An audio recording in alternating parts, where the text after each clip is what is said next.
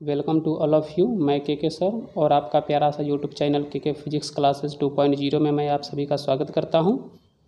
तो दोस्तों, आज जो हम लोग टॉपिक्स पढ़ेंगे वो है आपका कैपेसिटर यानी समधारित्र। ठीक है, कैपेसिटर यानी समधारित्र। ये वीडियो हिंदी मीडियम का होगा। तो देखिए, कैपेसिटर यानी समधारित्र क्या होता है।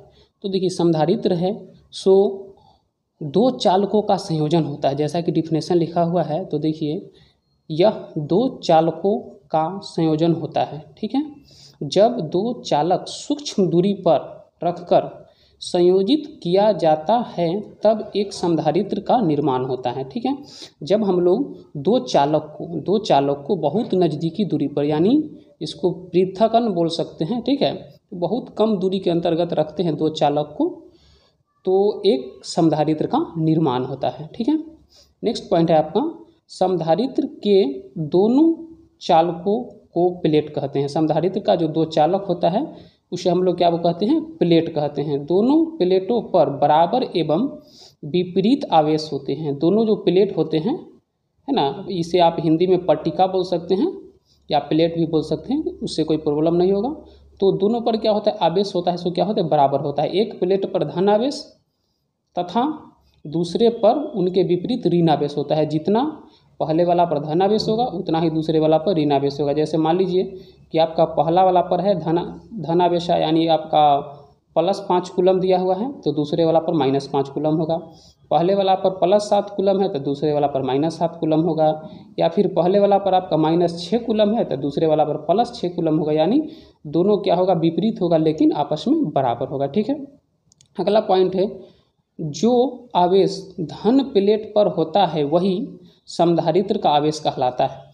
जैसे मान लीजिए कि आपका धन आवेश वाला प्लेट जो है, यानी पट्टिका है, उस पर आपका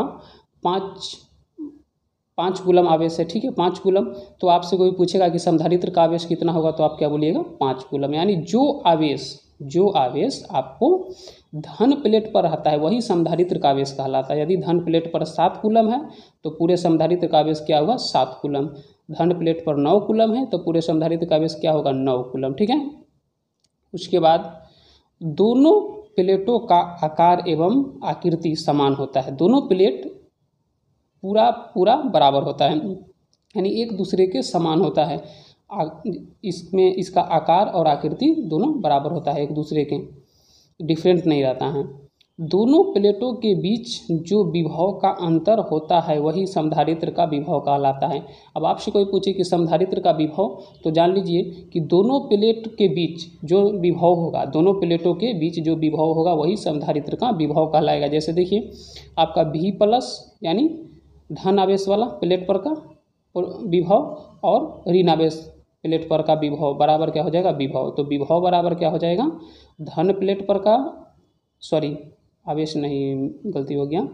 देखिए, विभव बराबर क्या हो जाएगा, धन प्लेट का विभव माइनस ऋण प्लेट का विभव। अंतर तो हम लोग ऐसे ही ना निकालते हैं, जो फाइनल में से इनिशियल को घटाते, यानी अंतिम में से प्रारंभिक को घटा देते हैं। ठीक है, तो हम लोग यहाँ क्या करेंगे, धन प्लेट का विभव माइनस ऋण प्लेट का विभव बराबर क्या हो जाएगा, विभव। जो भी विभव आएगा निकल के सो हो जाएगा, किसका विभव होगा ये, तो पूरे समधारित्र का विभव बराबर क्या होगा, धन प्लेट का विभव माइनस ऋण प्लेट का विभव। वही आवेश की बात करेंगे तो देखिए, जितना आवेश धन प्लेट पर होगा उतना ही ऋण प्लेट पर होगा, तो दोनों मिला के क्या हो जाएगा, 0 हो जाएगा, है ना। धन प्लेट पर मान लीजिए कि 5 कूलम है प्लस, और ऋण प्लेट पर क्या है, 5 कूलम माइनस, तो दोनों क्या हो जाएगा, न्यूट्रल हो जाएगा। अब यहाँ गणित का उपयोग नहीं कीजिएगा। गणित जैसा सोचिएगा कि +5 में से -5 को घटाएंगे तो माइनस अल्टीमेटली प्लस हो जाएगा, तो वो कॉन्सेप्ट यहाँ पे फॉलो नहीं होगा, गलत साबित हो जाएगा, है ना। तो आवेश की बात है तो आवेश क्या होता है, 0 होता है, जबकि विभव क्या होता है, धन प्लेट माइनस ऋण प्लेट का विभव। अगला पॉइंट है, यह एक ऐसा विद्युत यंत्र है जो विद्युत आवेश के साथ साथ विद्युत विभव ऊर्जा, जो विद्युत आवेश के साथ साथ विद्युत विभव ऊर्जा को अपने अंदर संचित कर सकता है। अपने अंदर क्या कर सकता है, संचित कर सकता है एवं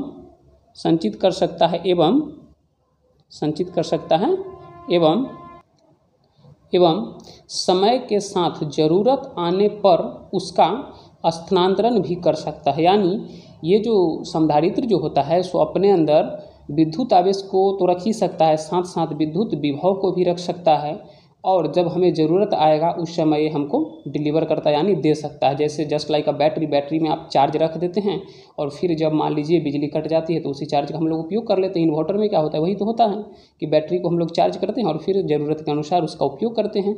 जस्ट लाइक संधारित्र वही करता है, जो आवेश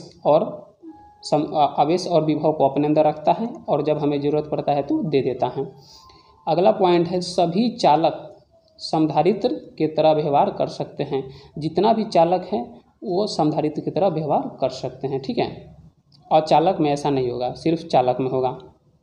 अगला है, देखिए ये आपका पहला चालक है और ये दूसरा चालक है, ठीक है। यानी ये पहला प्लेट, ये दूसरा प्लेट। प्लेट का आकार आप किसी भी प्रकार का लिख सकते हैं। हम आगे बताएंगे कि ये कितने टाइप्स का संधारित्र होता है, तो उसमें आपको इसका डिटेल मिलेगा, ठीक है। फिलहाल आप देखिए ये आपका चालक नंबर फर्स्ट है, ये चालक नंबर सेकेंड है, ठीक है। इस पर आपका जो आवेश दिया हुआ है सो प्लस क्यू है और अब विभव जो है सो V1 है, या फिर आप यहाँ V प्लस ले सकते हैं। और ये आपका सेकेंड नंबर है, इस पर आवेश माइनस क्यू है, इसका विभव जो है सो V2 है। यहाँ पे आप V माइनस ले सकते हैं क्योंकि ये निगेटिव का है। आगे देखिए क्या लिखा हुआ है कि जब किसी चालक को क्यू आवेश दिया जाता है, जब किसी चालक को क्यू आवेश दिया जाता है तो उसके विभव में वृद्धि होती है। जब हम लोग क्या करते हैं, किसी चालक को आवेश देते हैं तो उसके विभव में वृद्धि हो जाती है।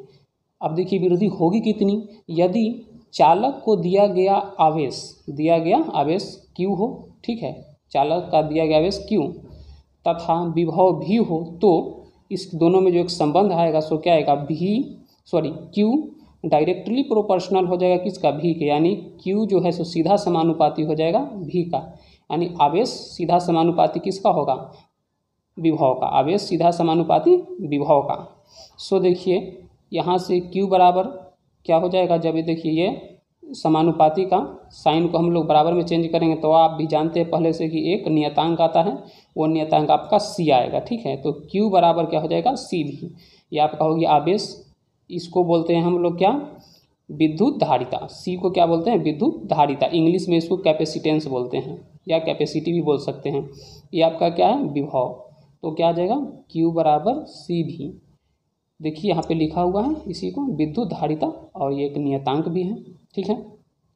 सो यहाँ से हम लोग C निकाल सकते हैं, क्या इधर कर देंगे इसको और इसको इधर कर देंगे तो देखिए Q इधर आ जाता, एक पॉइंट यहाँ पे हम नहीं लिखे हैं। सो देखिए Q इधर आ जाता और C भी इधर आता, तो C और V देखिए यहाँ पे क्या है, दोनों आपस में गुना में है।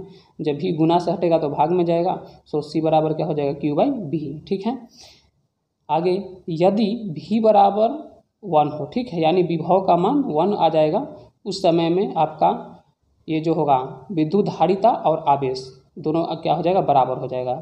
यानी जब भी बराबर 1 होगा, सपोज कीजिए यहाँ पर देखिए यदि यहाँ पे हम 1 रख देंगे तो क्या होगा, 1 बटा में रहेगा तो कोई इफेक्ट डालेगा नहीं, तो C बराबर क्या हो जाएगा, Q हो जाएगा, ठीक है। C बराबर Q।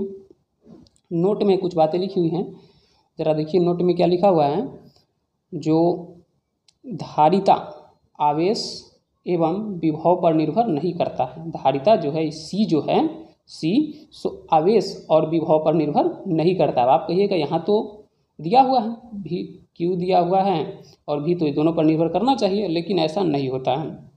यह केवल दोनों चालकों के निकाय के ज्यामितीय विन्यास यानी आकृति, आकार और पृथक्कन, आकृति, आकार और उसके बीच का जो दूरी होगा उसी पर निर्भर करता है, ठीक है। ये बात आप नोट में लिख लीजिएगा, आपसे पूछा जा सकता है एग्जाम में, है ना, और ऐसे ही क्वेश्चन पूछते भी हैं।